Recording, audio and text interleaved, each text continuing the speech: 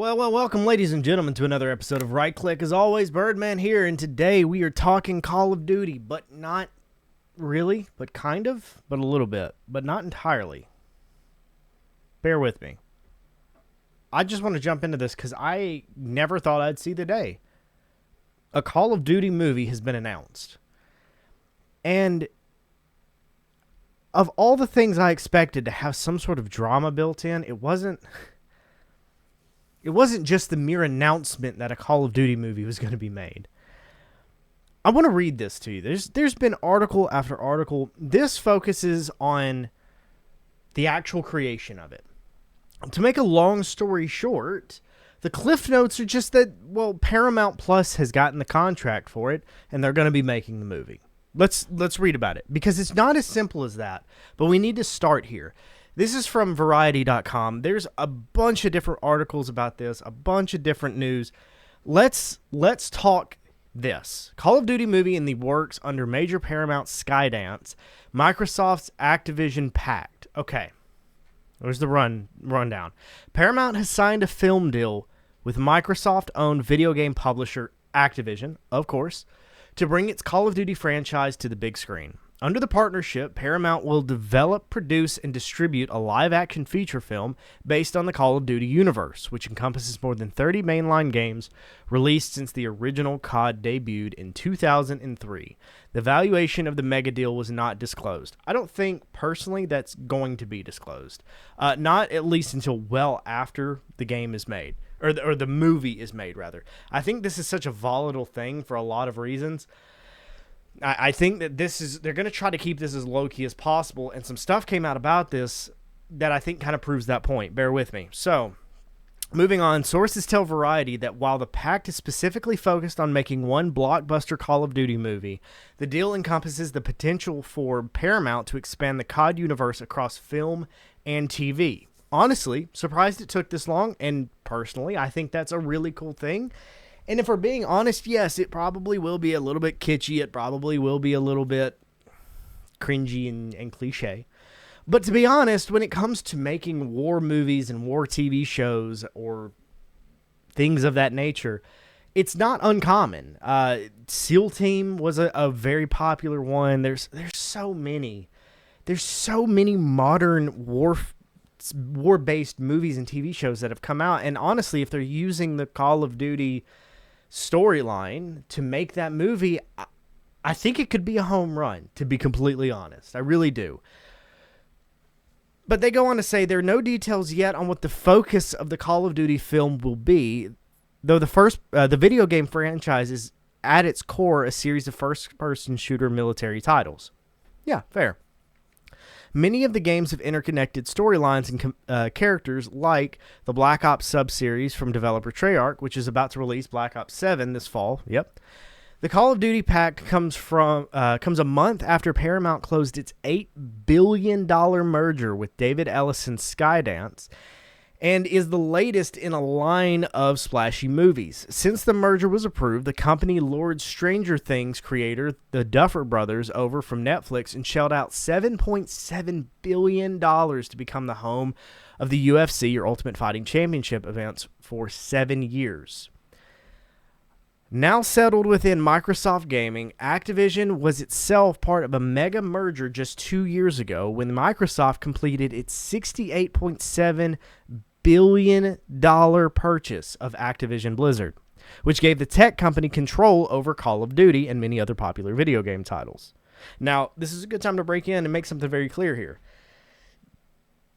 Microsoft acquiring Activision and Call of Duty, Blizzard, is a double-edged sword, right? Because on one hand, okay, sure. Put big money behind it, you get big things. And realistically, the biggest thing that we got from a day-to-day standpoint is that Call of Duty and a lot of its titles, including the every year new release, is now on Game Pass, Microsoft Game Pass or Xbox Game Pass. So if you have an Xbox or if you have a PC, you can pay $10, $20 a month, something like that. And you can download the entire archive of their Game Pass titles and play them at will. I keep Xbox Game Pass because I have an Xbox. I have multiple Xboxes, and I have a PC. that allows me to play a lot of different games, and I do feel like I get my money's worth out of it. Genuinely, I really do feel like I get my money's worth out of it. And on top of that, it gives me the chance to play a lot of titles that I normally wouldn't spend the money for. There's a lot of people trying to do these kinds of subscription services, but nobody's come close in the gaming sphere to what Xbox Game Pass is doing. So Microsoft has a lot of money that they can back these kinds of projects with, and with all fairness, Activision does as well. Blizzard does as well. Now, Activision is a very volatile. Let me just make this clear. Activision is a very volatile company, especially when it comes to Call of Duty. They have gotten themselves in a lot of heat over a long period of time because they make decisions that are monetarily based rather than developmentally based. So we've talked about this a lot in the past, and I'm not going to get into specifics, but they've made decisions from a high level of what Call of Duty should look like. And the reality is you have suits making decisions for something that they don't understand. And I'm not trying to swing a low blow or anything like that. But it is true. That is the fact of the matter. Now, we can get into details, we can get into specifics, and I can get really anal about how I break this down, but the reality is Activision and Microsoft has a lot of control over Call of Duty and the overarching narrative that it pushes, what it plays like, what the gameplay is, what the changes are, what the yearly update is.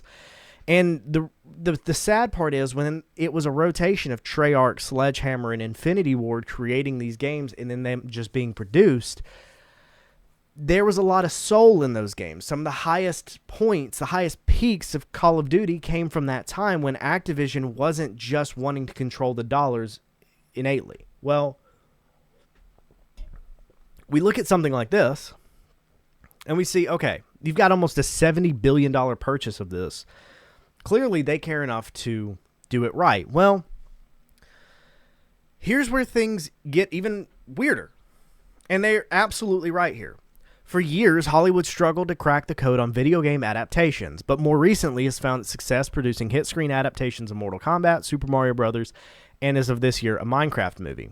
Paramount has previously scored with its adaptations of Sonic the Hedgehog, scored is a heck of a term, which has spawned sequels and spin-off streaming shows. Yeah, that's a really important part here.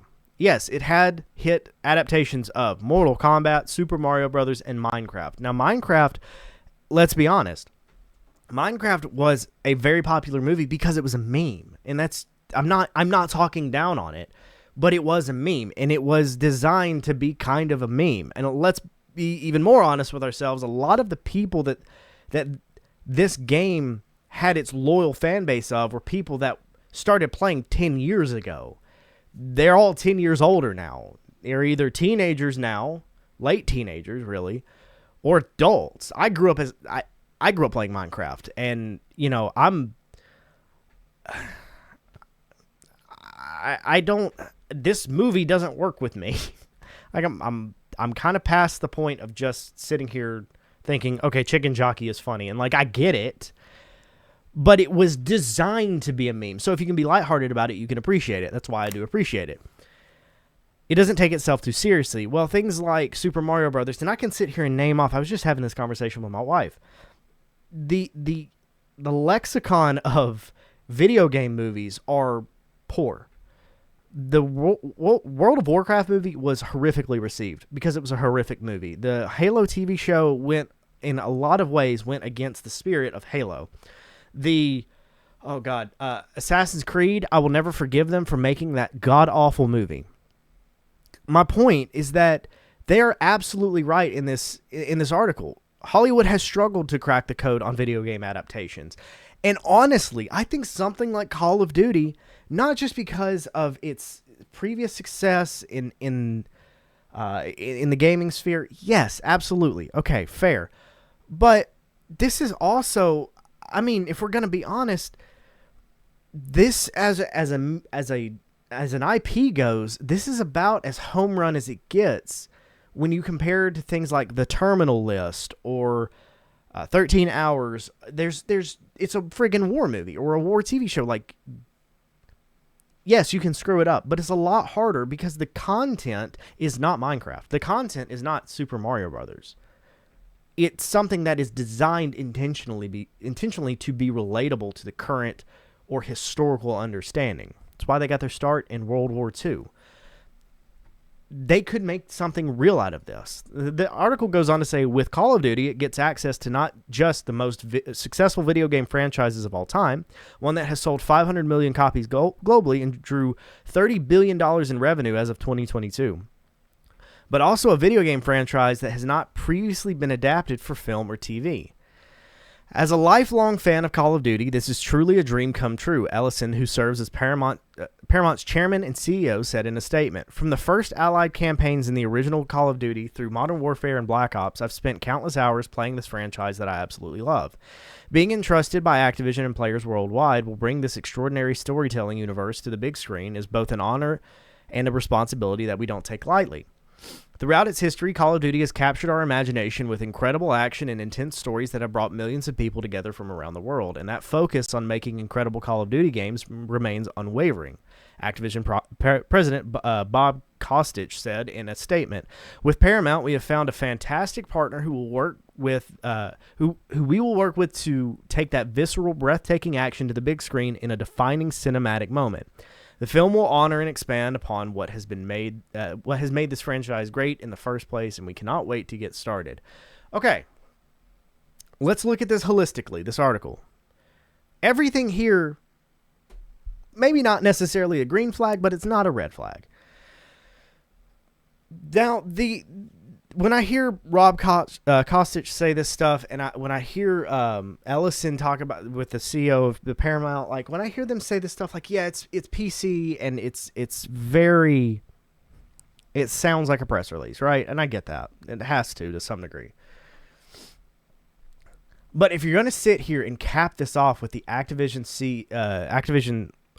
president's statement, you have to understand that Activision amongst its Call of Duty fans is not well received, and it hasn't been for quite some time.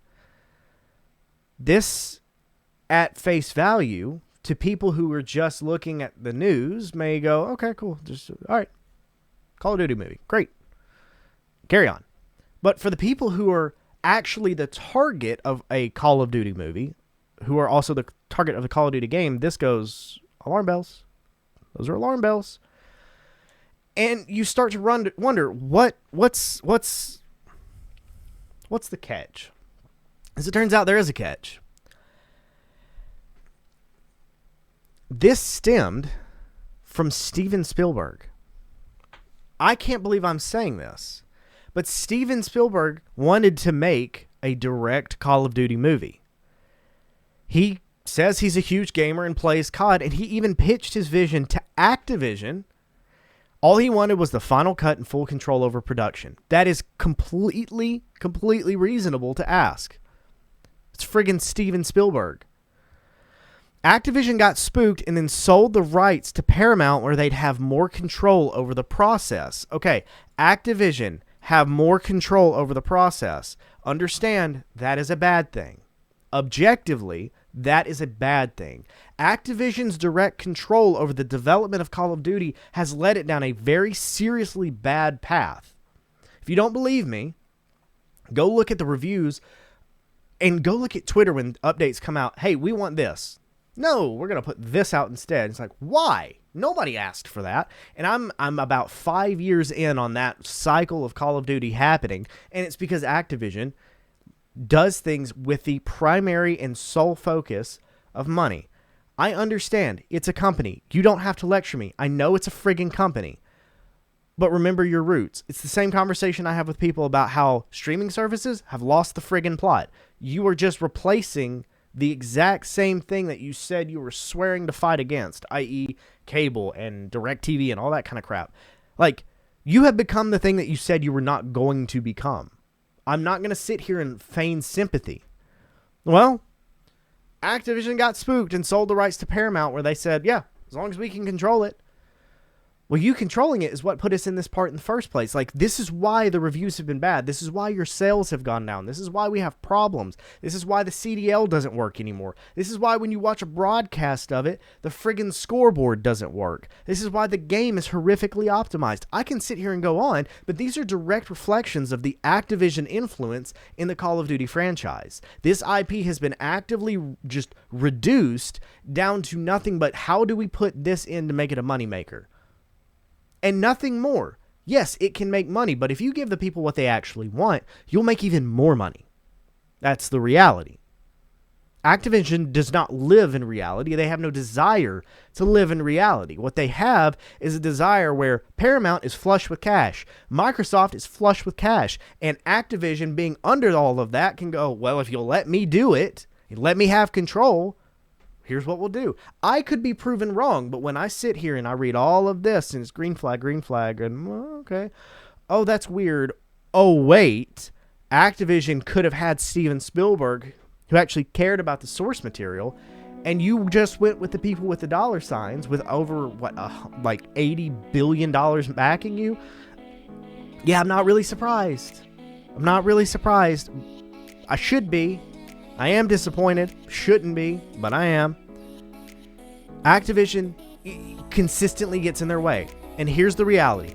I could be wrong about all of my preconceived notions. I hope I'm wrong.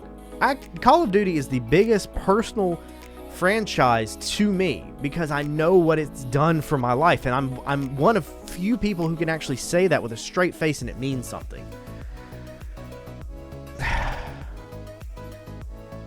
But man,